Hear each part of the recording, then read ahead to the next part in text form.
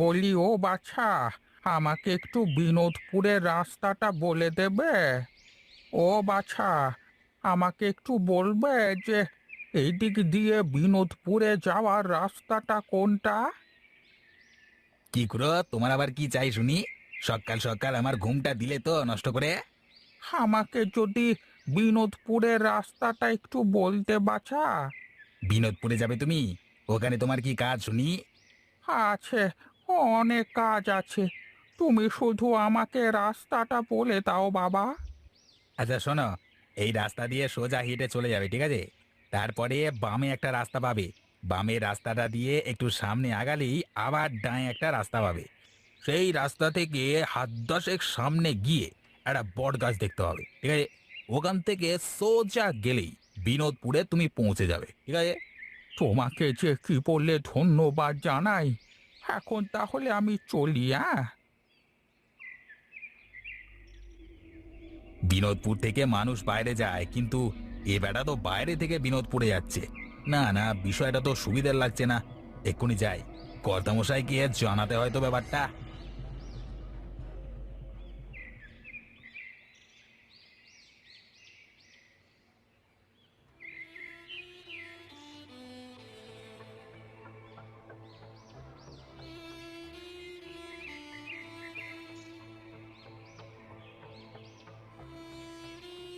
কে গো তুমি?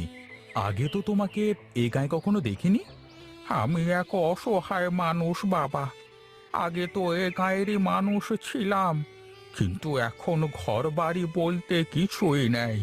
তাই তো আবার এখানেই ফিরে আসলাম। কি বলছেন কি? আপনি বিনোদপুরের মানুষ ছিলেন? হ্যাঁ রে বাছা, এখনকার বিনোদপুর আর আগের সেই বিনোদপুরের মধ্যে যে আকাশ পাতাল পার্থক্য, কোনো মিল নেই। বেশ, এখন বলো, তুমি তাহলে থাকবে কোথায় এখানে? কোথাও একটু জায়গা করে নিতে হবে। ভিটে তো মনে হয় ঘরটাও নেই। বেশ তো, তাহলে চলো আমরা বাড়িতে যাই। তোমার বাড়ি ঠিকঠাক না হওয়া পর্যন্ত তুমি আমাদের বাড়িতে থাকবে। ঠিক আছে বাছা, তবে চলো, তাই হোক।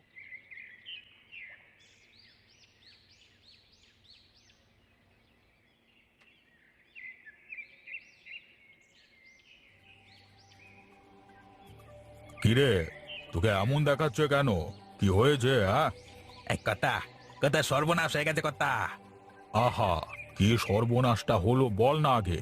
কে কার সর্বনাশটা করলো শুনি। কথা, এই প্রথমবার গায়ে কোনো বাইরের মানুষকে ঢুকতে দেখলাম, তাও আবার কিনা অনেক বয়স। আচ্ছা, লোকটার নাম কি? কোথা থেকে এসেছে কিছু জানিস তুই? না কথা, আমার কাছে শুনলো যে বিনোদপুরের রাস্তা কোনটা, তারপর তো সোজা গায়ে ঢুকে পড়লো, আর আমি দৌড়ে আপনাকে বলতে আসলাম। শোন ফটিক, যে করি হোক এই লোকের খোঁজ বের করতে হবে।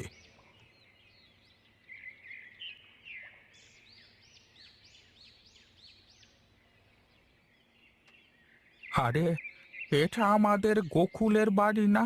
দেখে তো তাই মনে হচ্ছে। ও পাশে তো দেখি সেই তেঁতুল গাছটাও আছে। কে আপনি? আর কার নাম নিলেন মুখে? গোকুল? হ্যাঁ, গোকুল হলো আমার ছোটবেলাকার বন্ধু। ওর ছেলে পরশ তো এ বাড়িতেই থাকতো, তাই না?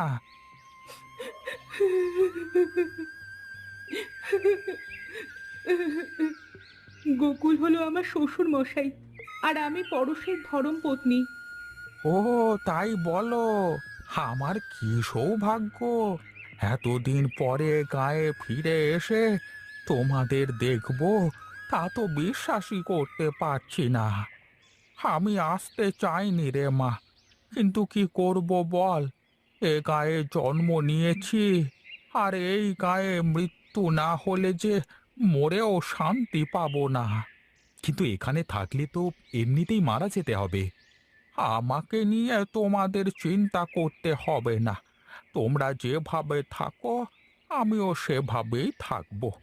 আমার কিছু কাজ আছে, সেগুলো না করে যে আমি মরতেও পারবো না। মা, তোমরা কি বাইরে দাঁড়িয়ে গল্প করবে, নাকি ওনাকে ভেতরে নিয়ে যাবে? তুই দাদু ভাইকে নিয়ে ঘরে যা, আমি হাতের কাজটুকু শেষ করে আসছি।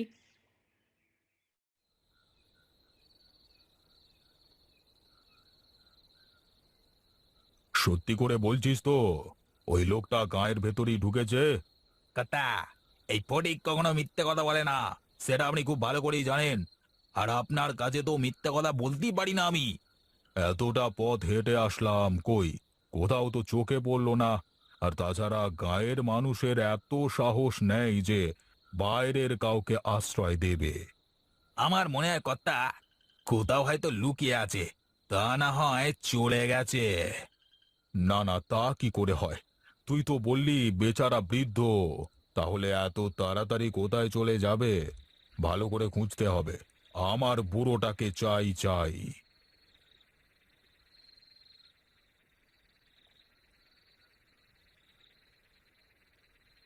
আচ্ছা বাবু, এই পুকুরে কি এমন আছে যে যার কারণে আপনি এই পুকুরে কাউকে আসতে দেন না, কাউকে একাই থাকতে দেন না? তোকে এসব কথা শুনতে হবে না, চল তুই আমার সাথে।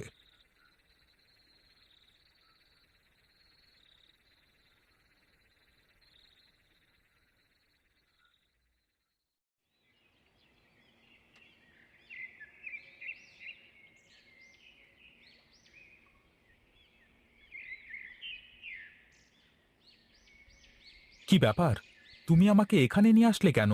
তুমি জানো এই পুকুরটা কার? না তো, তুমি বলো দেখি পুকুরটা কার? প্রতাপ বাবুর পুকুর এটা। অভিশপ্ত এই পুকুরের জন্যই তো গাঁয়ের এই অবস্থা। এই পুকুর অভিশপ্ত পুকুর না, আর এটা প্রতাপের পুকুরও না। তাহলে কি বলো তুমি এসব? হ্যাঁ রে, এই পুকুরের আসল মালিক আমি। আজ থেকে 20 বছর আগে এই গাঁ ছেড়ে চলে যাই আমরা। কিন্তু কেন? আর এই পুকুর যদি তোমাদের হয়, তাহলে তুমি কেমন করে পারলে এই পুরো গাঁয়ের মানুষগুলোকে শেষ করে দিতে? সে এক লম্বা কাহিনী, চল আমি তোকে বাড়ি যেয়ে সব বলবো। ও আচ্ছা, তাহলে এই ব্যাপার। ঠিক আছে, কর্তামশাইকে বিষয়টা এক্ষুনি জানাতে হয়।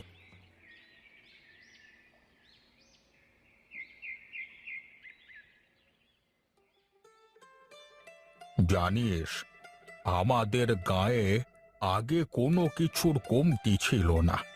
গোলা ভরা ধান, মাঠ ভরা ফসল, গোয়াল ভরা গরু, পুকুর ভর্তি মাছ, গায়ের আবাল বৃদ্ধ বনিতা সবাই এক উৎসবে মেতে থাকতো সব সময়।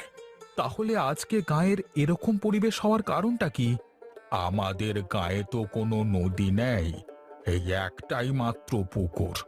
জমির চাষ থেকে শুরু করে বাড়ির মহিলাদের সকল কাজ হতো এই পুকুরের পানি দিয়েই। হঠাৎ করেই পুকুরের পানি কমতে শুরু করে। ধীরে ধীরে পুকুরের সব পানি শুকিয়ে যায়। গায়ের মানুষের মধ্যে হাহাকার দেখা দেয়। তারপর কি হলো? বাবার আদেশে প্রতাপকে পুকুর খননের কাজ দেওয়া হলো। গায়ের সব মানুষ স্বেচ্ছায় পুকুর খননের কাজে লেগে গেল। কিন্তু প্রতাপের মনে তখন অন্য কিছু চলে। রাতের আঁধারে প্রতাপ গায়ের সেসব মানুষকে মেরে ফেলে যারা স্বেচ্ছায় পুকুর খননের কাজ করতে যায়। সবাইকে মেরে ফেলে? হ্যাঁ, সবাইকে মেরে ফেলে। বাকিরা ভয়ে আর কেউ। आपके बेबी को पहले दिन से प्रोटेक्ट करना है जॉनसन्स का प्रॉमिस। तभी जॉनसन्स ने चुने हैं सिर्फ और सिर्फ बेबी सेफ इंग्रेडिएंट्स। পুকুরের দিকে যেতে চায়নি। সবাই ভেবেছে হয়তো পুকুরটাই অভিশপ্ত, কিন্তু এর পেছনের ঘটনাটা না কেউ জেনেছে, না কেউ জানবার চেষ্টা করেছে। এত বড় সত্য তুমি কেন লুকিয়ে রেখেছিলে এতদিন? ভয়ে ভয়ে। কিন্তু এখন আর আমার কোনো ভয় নেই। ওই শয়তান প্রতাপের হাতে মরবার ভয় করবার থেকে ওর প্রতিবাদ করে মরলেও শান্তি পাবো। তোমাকে আর কিছুই বলতে হবে না দাদু, এখন যা করবার আমি করব, তুমি শুধু দেখো।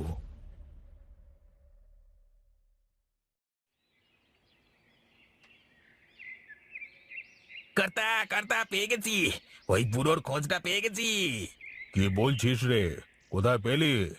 কর্তা, আমি মহেশ আর বুড়োকে ওই পুকুর পাড়ে দাঁড়িয়ে কথা বলতে দেখেছি। আর হ্যাঁ, ওই পুকুরটা নাকি ওই বুড়োরই। বুড়োর নাম কি? কোথা থেকে এসেছে কিছু জানতে পেরেছিস? না, এই দূরে দাঁড়িয়ে কি এত কিছু জানা যায় নাকি? তবে মহেশকে ধরলে সব কিছু জানা যাবে। হ্যাঁ, কিন্তু সাবধানে, কোনো রকম গরমিল হলে কিন্তু ফেঁসে যাব একদম। তখন আর কেঁদেও কোনো লাভ হবে না। তুমি কোনো চিন্তা করো না দাদু, সব ঠিক হয়ে যাবে। তুমি যদি আরো কিছুদিন আগে আসতে, তাহলে হয়তো এতদিন গাঁয়ের সব লোক আবার গাঁয়ে ফিরে আসতো। আমি এতদিন আসবার সাহস পাইনি রে দাদু ভাই, কিন্তু এখন আমার আর কোনো ভয় নেই।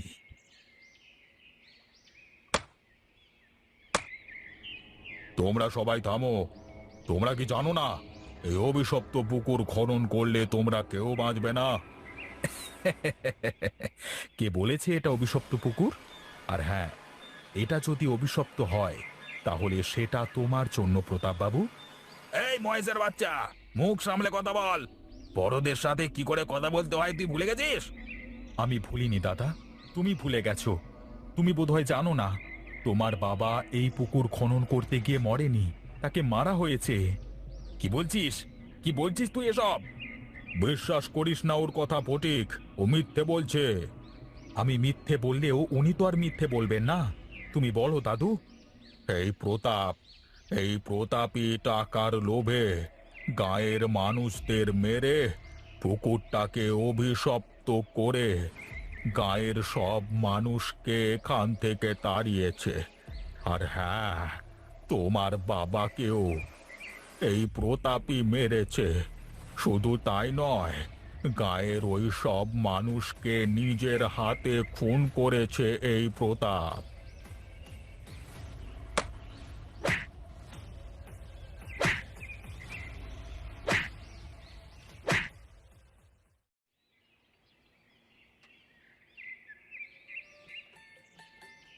আজকে অনেক দিন বাদে আবার গায়ের এরকম চেহারা দেখে চোখের শান্তি মিলল। আমাদের গ্রামটা আবার আগের মতো হয়ে যাবে দাদু। আবার গায়ের মানুষের গোলা ভরা ধান হবে, গোয়াল ভরা গরু হবে, পুকুর ভরা মাছ হবে। হ্যাঁ রে মহেশ, এখন তো তাহলে পুকুরে মাছ দিতে হবে। এত বড় পুকুরে সে তো অনেক মাছ দরকার। কিচ্ছু চিন্তা করো না দাদা, আমি সব ব্যবস্থা করে ফেলেছি। এক্ষুনি মাছ চলে আসবে। ওই তো, মাছ চলে এসেছে। এবার চলো আমরা সবাই মিলে পুকুরে মাছ ছাড়ি।